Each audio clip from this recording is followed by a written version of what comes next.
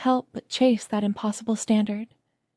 Don't worry, that's perfectly normal, and it actually is genius, or at least your brain thinks it is. I'm here as your professor to explain all the ridiculous calculations your brain's doing without telling you, the hidden code that traps you in the self-inflicted prison of perfectionism.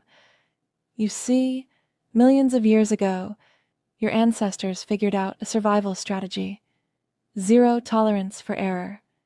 Back then, a slightly imperfect knot in a rope meant falling off a cliff.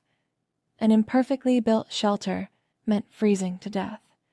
They did it so well that evolution basically stopped making updates and has been copy-pasting the same anxiety-fueled design ever since.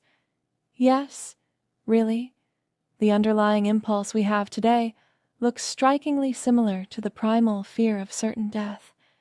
And this drive for flawless execution was one of those clever strategies your ancestors discovered, making them exceptional survivors.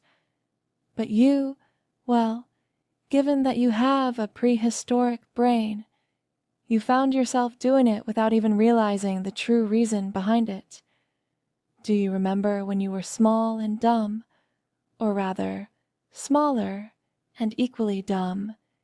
You chased perfect grades, a perfectly clean room, or a perfectly straight line in your notebook. You were essentially trying to gain control over a chaotic world. But as you grew up, you got bigger and bigger. Those small acts of perfection stopped being about external validation and became about something else that you do instinctively without understanding why. Self-imposed deadlines. Some of you are carrying around over 10 kilos of invisible psychological weight, constantly reviewing and redoing. But as I said, it's not about survival like it used to be. You could turn in a perfectly adequate report, and those extra 20 hours of obsessing